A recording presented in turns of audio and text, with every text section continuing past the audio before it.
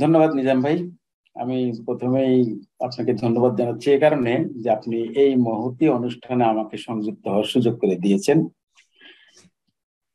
সম্মানিত উপস্থিতি, আমি Mohammad Mokaddes Ali, FCS executive vice president এবং company secretary, South Bangla agriculture and commerce bank limited.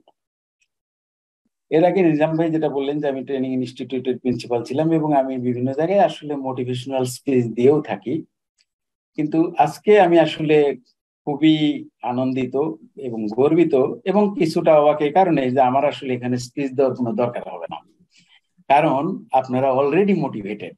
আপনাদের মোটিভেশন দেখে আমি অত্যন্ত আপ্লুত। তারপরেও যেহেতু আমি এসেছি এখানে, আমাকে নিজাম ভাই ইনভাইট করেছেন, সংযুক্ত হয়েছি, কিছু তোমাকে বলতে হবে। তো সেক্ষেত্রে যেহেতু আমার স্পিচ দেওয়ার কিছু নাই, আমি এখন আপনাদের সাথে একটু গল্পই করব, আর আমি আসলে গল্প করতে পছন্দ করি। হাউএভার, আমি আপনাদের আন্তরিক অভিনন্দন জানাচ্ছি এবং আপনাদেরকে আমি অত্যন্ত বুদ্ধিমান এবং সৌভাগ্যবান বলে অভিহিত করতে চাই এবং করছি।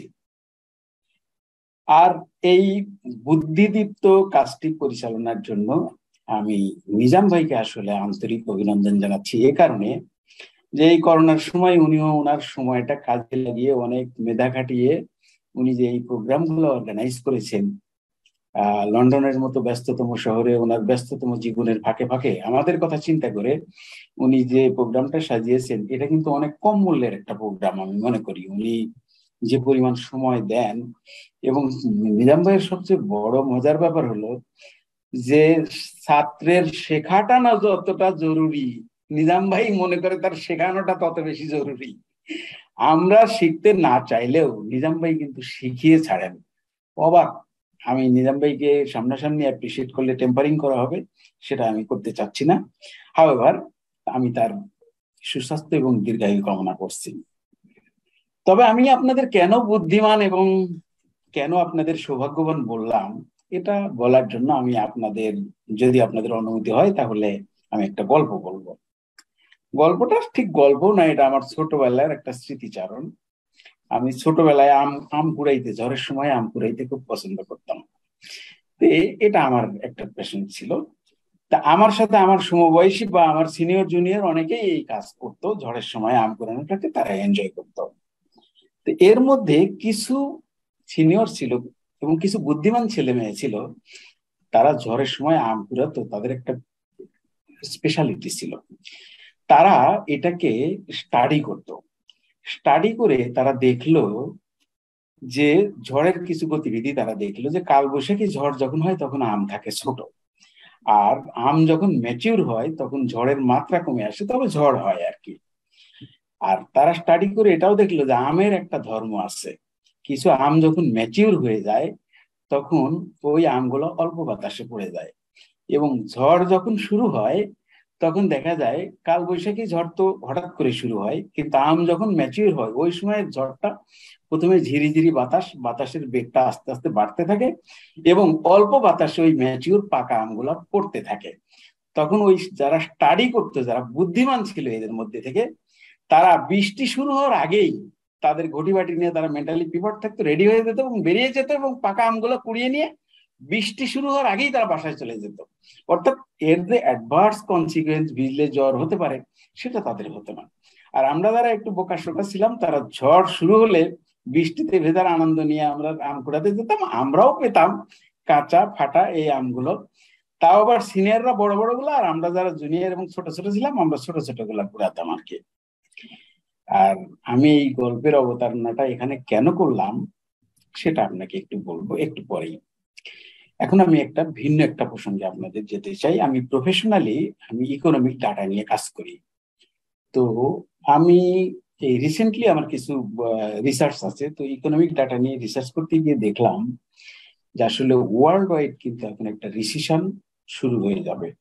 আজকে আমি যে ডেটা গুলা নিয়ে অ্যানালাইসিস করছি, আজকে আমার একটা প্রেজেন্টেশন ছিল, সেখানে দেখলাম যে ওয়ার্ল্ড ইকোনমি এবং ইম্পোর্ট মানে ওয়ার্ল্ড ওয়াইড যে রিচ ইকোনমি গুলা, প্রত্যেক দেশের কি ধনী কি গরিব এবং as a whole international economy all are declining, সব নেগেটিভ ফিগার। এটা আপনারা সবাই জানেন যে এটা আসলে করোনা, এবং করোনার সাথে এখন যুক্ত হয়েছে ইউক্রেন যুদ্ধ। তো আমি আপনাদের বুদ্ধিমান বলেছি এ কারণে, আর গল্পটারও অবতারণা করেছি এ কারণে, এই বুদ্ধিদীপ্ত কর্মটার সাথে যিনি আছেন নিজাম ভাই, উনি আসলে এটা আগেই স্টাডি করেছেন। উনি স্টাডি করেছেন যে আসলে, আর ইকোনমির এটা একটা ধর্মই, যে ইকোনমি কিন্তু একটা সার্টেন টাইম পর পর ইকোনমিতে রিসিশন আসে।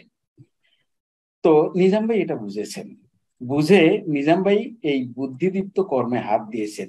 কেন হাত দিয়েছেন সেটা আমি এখন একটু ব্যাখ্যা করতে চাই আপনাদের সামনে। তো রিসিশন যখন হয় তখন কি হয় ভাই, ব্যবসা বাণিজ্য গুলা কি হবে? কেউ কি ব্যবসা বাণিজ্য বন্ধ করে দিবে? ব্যবসা বাণিজ্য এমন জিনিস, যদি চলে এর চেয়ে ভালো কিছু নাই। প্রতিনিয়ত আপনি প্রফিটের মুখ দেখবেন, আপনি ফুরফুরা থাকবেন। কিন্তু ব্যবসা বাণিজ্য যদি না চলে, প্রতিনিয়ত আপনাকে লস ইনকার করতে হবে। তখন হয় আপনাকে ব্যবসাটা বন্ধ করে দিতে হবে, অথবা ব্যবসা চালিয়ে নিয়ে দিতে হবে। আপনার বাইনারি ডিসিশন নিতে হবে। তো ব্যবসা কেউ আসলে বন্ধ করতে চায় না। কেন চায় না? ব্যবসাটা যদি বন্ধ করে তাহলে সে নিজে বেকার হয়ে যাবে, এবং ব্যবসা এক্সিট নিলে ব্যবসা থেকে আপনার কমসে কম 50% আপনাকে মানে ক্যাপিটাল লুজ করে আপনাকে ব্যবসা থেকে এক্সিট নিতে হবে। কারণ আপনারা খুব ভালো করে জানেন যে ব্যবসায় ডেটর থাকে, যে রিসিভেবল গুলো থাকে, এগুলো আসলে ব্যবসা বন্ধ করে দিলে আর কখনোই আদায় হয় না। তাহলে কি করবে তারা? তারা কিন্তু সার্ভাইভ করার জন্য মরিয়া হয়ে চেষ্টা করবে। তো রিসিশন পিরিয়ডে তারা যখন এটাতে সার্ভাইভ করতে চাইবে, তখন তারা কি করবে ভাই? কমন সেন্স বলে প্রথমেই তারা কস্ট কাটিং এ যাবে। কস্ট কাটিং তারা কিভাবে করবে ভাই? তারা কিছুই করবে না, প্রথমে তারা এমপ্লয়মেন্ট কাট করবে। আর এমপ্লয়মেন্ট কাট করলে কি ব্যবসা চলবে? এই সার্ভিস গুলো কে দিবে? তখন তারা কি করবে? তখন তারা আউটসোর্সিং এ যাবে। আউটসোর্সিং এ কারা যাবে? আউটসোর্সিং এ আমরা হলাম মার্কেট। তাহলে এখানে যদি এই মার্কেটের সুফলটা আপনি পেতে চান, তাহলে আপনাকে ওই যে আম কোরআনের মতো করে আপনাকে ওই অ্যানালাইসিস, মানে অ্যানালাইটিক্যাল ক্যাপাসিটি কাজে লাগিয়ে কিন্তু আপনাকে মার্কেটে আসতে হবে। আপনি যদি ওইটা অ্যানালাইসিস করতে পারেন, তাহলে আপনি যদি সময় মতো আপনি ক্লিক করতে পারেন, তাহলে পাকা আমটা আপনিই পাবেন। আর সময় মতো ক্লিক না করলে আপনি হয়তো, আপনিও পাবেন, কিন্তু আপনাকে সেটা অপেক্ষা করতে হবে, সময় নিতে হবে। সেটা আপনার জন্য বোরিং হবে, আনপ্লিজেন্ট হবে। এমন নয় যে আপনি কিছু পাবেন না, আপনিও পাবেন। তো আমি আসলে কেন এত কথার অবতারণা করলাম? আসলেই ওয়ার্ল্ড রিসিশন কিন্তু খুব নিকটে, এটা বোঝাই যাচ্ছে। এখন লন্ডনের মার্কেটে আগে যেমন, আমি আজকেই লন্ডনের একটা জার্নাল পড়তেছিলাম, যে আজকে যেমন একটা লন্ডনে একটা বাটারের দাম যেটা ছিল এই 6 মাস আগে $2, $2, এখন সেটা হচ্ছে 6 পাউন্ড। তো জ্বালানি তেলের দাম দ্বিগুণ তিনগুণ প্রত্যেকটা দেশে বেড়েছে। তো এই রিসিশন একেবারেই সন্নিকটে, এবং এই রিসিশনের কারণে ওই সমস্ত দেশে জব কাট হবে, এবং সমস্ত জব কিন্তু তারা আউটসোর্স করে দিবে। এখন এই আউটসোর্স জবটা ধরার জন্য আমরা কতটা রেডি, এটা এখন আমাদেরকে বুঝতে হবে। তো আসলে আমার মনে হয় আমরা রেডি হয়ে গেছি। কারণ নিজাম ভাই আসলে যেভাবে পড়ান, উনি ছাত্রকে শিখিয়ে ছাড়েন। কোনো অবস্থাতেই উনি কেউ ওনার ক্লাসে যে নিয়মিত অ্যাটেন্টিভ থাকবে, সে না শিখে দিতে পারবে না। তার জন্য ফেল করা অত্যন্ত কঠিন। এই কোর্স থেকে তার জন্য ফেল করা অত্যন্ত কঠিন। তো আমি মনে করি যে আমরা আসলে রেডি হয়ে গেছি, বেসিক জিনিসগুলো বুঝেও গেছি, জেনেও গেছি। কিন্তু তারপরেও কিন্তু আসলে শেষ হইয়া হয় না শেষ, কিছু কথা কিন্তু থেকেই যায়। সে কথাগুলো যদি আপনাদের ধৈর্য থাকে, তাহলে আমি আপনাদের বলতে চাই। আমাদের আসলে হয়তো সবকিছু জানা আছে, এখানে যারা আমরা উপস্থিত আছি তারা অনেকেই অ্যাকাউন্টেন্সির নলেজ আছে, বুককিপিং এর নলেজ আছে, কিন্তু অ্যাকাউন্টেন্সির বুককিপিং নলেজ কিন্তু ভেরি বেসিক। এই মার্কেটে টিকতে হলে আপনাকে মাল্টি ডাইমেনশনাল স্কিল নিতে হবে। আমি একটু আগে দেখতে পাচ্ছিলাম যে একজন আপু কোশ্চেন করেছেন, কি তানজিনা আপু, উনি একটা কোশ্চেন করেছেন, যে কি কোশ্চেনটা দেখলাম, যে আমি একটা জবে আছি, জব টাইমটা একটু বেশি, আমি এভাবে 3 ঘন্টা সময় দিতে পারবো, আমি কি এই সময় দিলে কাজ শিখতে পারবো? বাড়ির কাজগুলো সময়ের মধ্যে রেগুলার শেষ করতে হবে। আপনার এই প্রশ্নের উত্তর, এই প্রসঙ্গে আমি আপনাকে বলতে চাই যে এটা কিন্তু আসলে টোটালি ডিপেন্ড করবে আপনার উপরে বা আমাদের উপরে। আপনার এটা ডিপেন্ড করবে আপনি কতটা স্কিল ডেভেলপ করেছেন। আর এই স্কিলটা কিন্তু এমন একটা বিষয়, এটা আপনার নিজেকেই এটা ডেভেলপ করতে হবে, নিজেরটা নিজেকেই ডেভেলপ করতে হবে। কেউ এটা আসলে আপনাকে শিখিয়ে পড়িয়ে ডেভেলপ করতে দিতে পারবে না। নলেজ হয়তো আপনাকে দিয়ে দেওয়া যাবে, নলেজ শেয়ার করা যায়, কিন্তু স্কিলটা কিন্তু শেয়ার করা যায় না। যেমন আমি যদি আপনাকে একটু উদাহরণ দিয়ে বলি, আবার একটু গল্পের মতো করে বলি, আমরা এই ডাব জিনিসটা সবাই চিনি। আপনার ডাবের ভিতরে পানি থাকে এবং ডাবের ওয়াল এটা কিন্তু সব জায়গায় সমান পুরু না। মুখের কাছে এটা অনেক মোটা এবং এটা নিচে একটা জায়গা আছে, স্পেশাল জায়গা আছে, ওই জায়গাটা তো অনেক পাতলা।